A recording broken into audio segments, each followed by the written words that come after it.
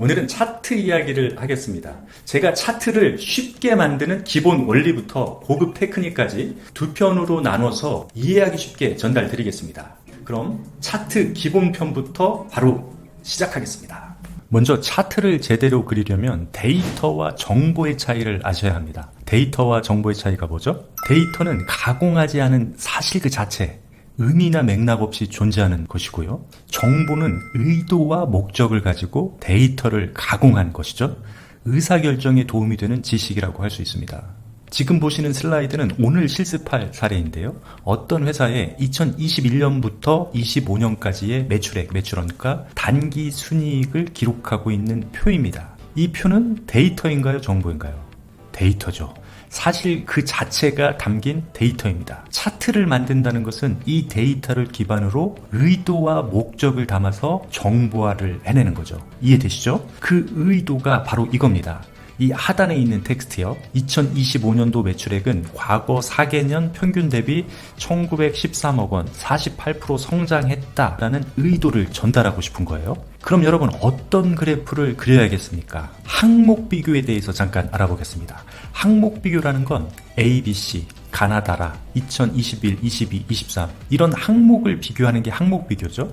그러면 항목을 비교할 때 어떤 그래프를 그려야 하나요? 바로 막대 그래프를 그리는 겁니다. 그런데 막대는 두 가지가 있잖아요. 하나는 가로, 하나는 세로. 항목의 시간적 추이의 개념이 내포되어 있으면 세로 막대 그래프를 그리는 거고요. 항목 간의 순수한 값만 비교하는 거면 가로 막대 그래프를 그리는 게 원칙입니다. 이번 실습에서는 연도라는 시간적 추이가 내포된 항목을 비교하는 거죠. 그러니까 세로 막대 그래프를 선택해서 그리면 되겠습니다. 프레젠테이션 고수되기 프로젝트. 먼저 차트를 그리려면 삽입 메뉴에서 차트 추가를 선택하십니다. 우리는 세로 막대 그래프를 선택합니다. 확인. 그러면 엑셀 시트와 함께 차트가 같이 뜨죠. 우리는 이 엑셀 시트에다가 데이터를 그대로 입력하면 되는 거겠죠. 항목은 연도가 되겠죠. 연도별 매출을 비교하는 거기 때문에 항목이 연도가 되는 거겠죠. 계열은 매출액, 매출원가, 단기순이익이 되겠죠. 그리고 각각에 해당되는 값을 입력해주면 되겠습니다. 이렇게 엑셀 시트에다가 데이터를 입력하니까 이런 그래프가 나왔습니다. 여러분 어떠신가요? 우리가 하고 싶은 이야기는 25년도 매출이 과거 4개년보다 크게 성장했다라는 이야기를 하고 싶은 거예요. 이 차트를 통해서 그런 부분들이 부각이 됩니까? 절대 그렇지 않죠. 우리는 그런 메시지를 계속 염두에 두고 이 차트를 그 방향으로 수정해 나가는 과정이 필요합니다. 매출 원가나 단기 순이익이라는 이 정보가 필요할까요? 그렇지 않죠. 매출 원가하고 단기 순이익을 클릭하고 제거를 해보겠습니다.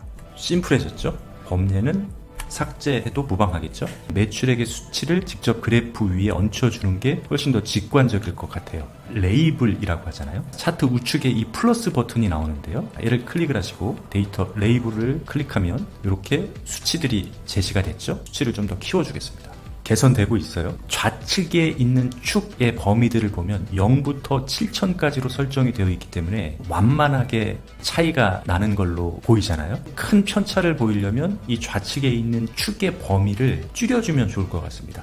이 단위를 지금은 1000 단위로 되어 있잖아요. 500 정도 단위로 쪼개고 2500 정도에서 6500 정도까지로 단위를 만들어주면 편차가 커져서 2025년도의 데이터가 훨씬 더 부각이 될 것 같습니다. 그렇게 한번 만들어줄게요. 가로축은 잠깐 없앨게요. 세로축을 선택한 상태에서 기타 옵션에 들어갑니다. 기본 축을 1000 단위로 할 게 아니고 500 단위로 줄여주고요.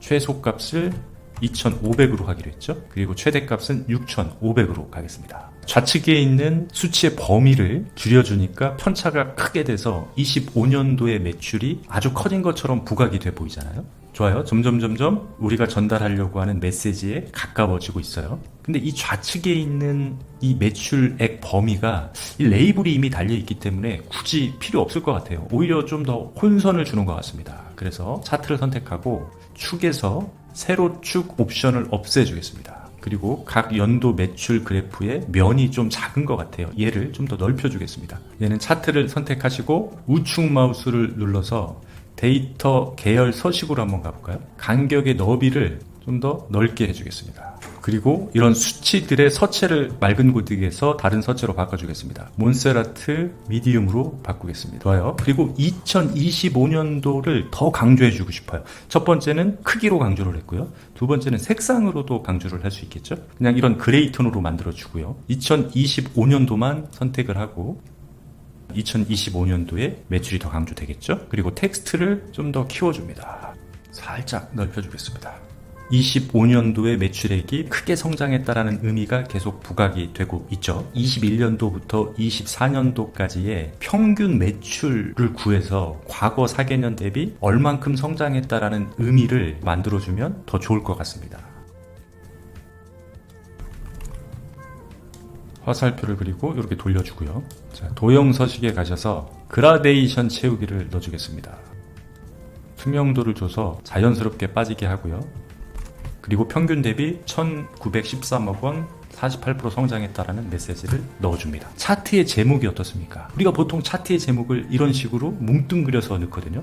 뭐 연도별 매출, 뭐 연령별 직원 뭐 이런 거보다는 우리가 정보화하는 목적을 메시지화해서 직관적으로 달아주는 게 좋습니다. 차트가 완성됐습니다. 여러분 어떠신가요? 맨 처음 이 데이터를 가지고 이야기하는 것보다 훨씬 더 의도 전달이 잘 되죠. 저는 이 정도 상태로 만들어진 차트를 초벌구이했다라고 표현을 하는데요. 정보를 전달하기 위한 형태와 틀을 잘 갖춰놓은 상태 정도가 되는 거죠. 여러분이 이 정도 차트를 그릴 수 있으면 일단 합격입니다. 프레젠테이션 고수되기 프로젝트. 다시 한번 정리해 보겠습니다. 사실 그 자체인 데이터를 시각화해서 정보화하는 것이 차트다. 데이터를 통해서 어떠한 이야기를 전달할지 결정을 해야 한다. 그리고 그 메시지와 가장 걸맞는 차트를 선택해야 되는데 항목 중에서도 시간적 추이의 의미가 내포되어 있으면 세로막대를 선택해야 하고요. 자, 그리고 차트를 그리는 과정에서는 계속 지금 디벨롭이 되고 있는 겁니다. 내가 전달할 메시지, 정보화하는 그 목적을 계속 생각하면서 개선해 나가는 겁니다. 색상, 요소의 크기, 방향 이런 것들을 계속 조정해 나가는 거죠. 그게 바로 차트를 만드는 본질이기 때문에 그렇습니다. 프레젠테이션 고수되기 프로젝트. 여러분 이제 차트를 만드는 법 조금 감이 오시나요? 이번 영상에서 다뤘던 차트의 기본 원리만 잘 이해하셔도 수치 데이터를 통해서 전달하고자 하는 의도를 쉽게 시각화하실 수 있을 겁니다. 다음 영상에서는 오늘 만든 세로막대 그래프를 가지고 의도와 목적이 더 잘 드러나는 고급 차트를 만들어 보겠습니다. 다음 영상도 기대해 주세요. 감사합니다.